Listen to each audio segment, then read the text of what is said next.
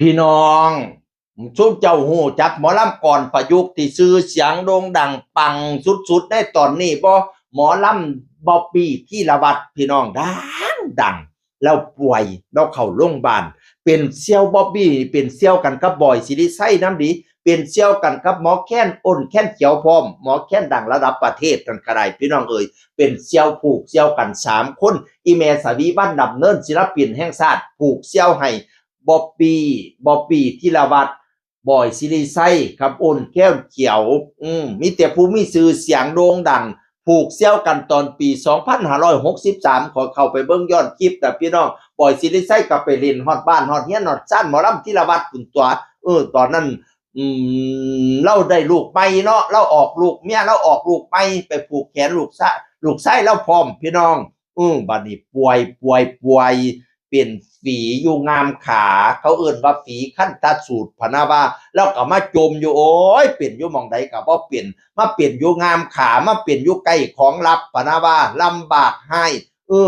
อันขอโทษขออภัยบรรดาเจ้าภาพหลายๆที่ไปงานบ่ได้โอ้ยเรางานได้ติดกันได้ให้หมู่ผู้อื่นไปแทนให้ลูกหาว่าศิษย์ไปแทนพี่น้องเอ่ยเนื่องจากว่าก้นมันบวมหลายปวดหลายมาหาแพทย์หาหมอก็เลยให้นอนโรงพยาบาลสิได้ผ่าตัดเข้าห้องผ่าตัดตอน2 โมงมื้อก่อนนี่บ่เขาเรียบร้อยแล้วพี่น้องเอ๋ยคุณหมอบอกหลังให้ดิ้นก็บ่ได้พะนะว่านอนอยู่โอ้ยเป็นตาเจ็บเป็นตาปวดให้อีปอกข้อยเอ่ย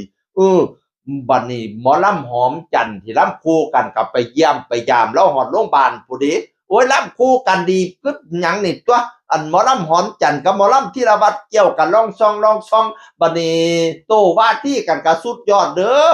เว้าใส่กันโอ้ยม่วนเป็นตาหนายพี่น้องเอ้ยถึงพริกถึงขิงกัน2 คนนี่ละลำใส่กันนั่นน่ะบทเตยบทยาวก็ยาวม่วนสุดๆแล้วก็เสียงดีสุดๆทั้งหมอลำหอมจันทร์ทั้งหมอลำธีรวัตรพี่น้องงานเขาเจ้าจังมีทุมือ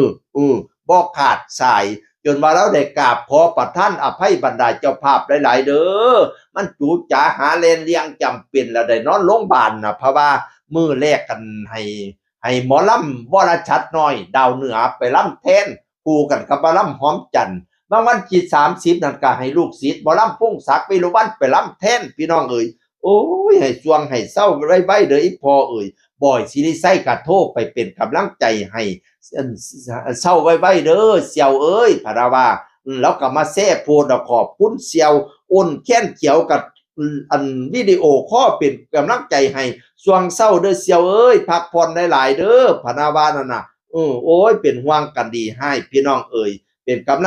ลังใจให้เด้อเป็นหมอลำรุ่นใหม่สิว่ารุ่นใหม่ก็ได้รุ่นกลางๆซะเนาะรุ่นบอยสิริไซแต่ความจริงแล้วเราเป็นหมอลำตั้งแต่เราเป็นนักศึกษาอยู่พุ่นเด้พอแต่เรียนจบปุ๊บรับงานทันทีเลยบัดนี้งานก็ไหลมาเทมาปานน้ำปานทาพี่น้องเอ่ยไปแสดงทั้งหลายคนแตกจนในยุคนั้นหมอลำก่อนเริ่มจะศูนย์แล้วเด้เริ่มจะดับแนวแล้วเด้นี่เขาเจ้ามาเฮ็ดหมอลำก่อนประยุกต์นี่น่ะนี่ล่ะบ๊อบบี้ไม้ทองคำโอ้บ๊อบบี้ธีรวัตรนี่ล่ะเป็นอีกหนึ่งบุคคลที่ทำให้หมอลำก่อนประยุกต์โด่งดังขึ้นมาอีก1 ครั้งพี่น้องเอ๋ยนี่ล่ะเป็นตาซื่นเป็นตาส้มแล้วขอยก็เลยเอาข่าวเรามาเว้าเพราะเราเป็นคนที่รักษาหมอลำก่อนให้อยู่บ่ให้สาบให้สูญเนี่ยมาเฮ็ดเป็นลำก่อนประยุกต์นี่น่ะสมัยซุมื้อนี้หาคนจ้างยากเด้อหมอลำก่อนประยุกต์เนี่ยก็บ่เด่นบ่ดังจริงเนี่ยน่ะนี่ล่ะหมอลำบ๊อบบี้นี่ล่ะผู้หนึงรับงานแบบติดกันได้คู่กันกับหมอลำหอมจันทร์พี่น้องคันเว้าพื้นหมอลำก่อนประยุกต์ตอนนี้เนาะก็มีนี่ล่ะมีอภินันท์น้อยดาวเหนือมีบ๊อบบี้ธีรวัตรนี่หมอลำไฟฉายนั่นน่ะแล้วก็หมอลำโศกไส้ดาวเหนือหมอลำท่องโอดตัวที่ดังๆที่รับงานอยู่หลายๆซุมื้อโอ้คันอันบ่เว้าถึงหมอลำไฟฉายว่าข้าบ่ได้กล่าวถึงผู้ใดก็ขออนุญาตบาดคำเด้อข้าน้อยเอ้ยเออเราเป็นผู้รักษาวัฒนธรรมอันดีงามข้อยเลยเอาเรื่องเล่ามาเผยแพร่มาเว้าสู่พี่สู่น้องฟังให้สวงให้เซาไว้เด้อหมอลำธีรวัตรเอ้ย เจ็บหนักไก่ทุเลาเจ็บเบาไก่หายให้สว่างให้เจ้าแจ้งปันดาวให้เจ้าขาวปันไฟความเจ็บจะสุได้ความไข่จะสุมีบัดนี้เนี่ยแนวบ่จบข่อยสิสีแนวบ่ดีข่อยสิล้างให้ขาวงามจังหอยอย่างยดย่อยน้ำกลอย่าได้มีเนี่ยความได้หายอย่าสุมาเปิกความได้เฮออย่าสุมาเปลี่ยนบัดเนี่ย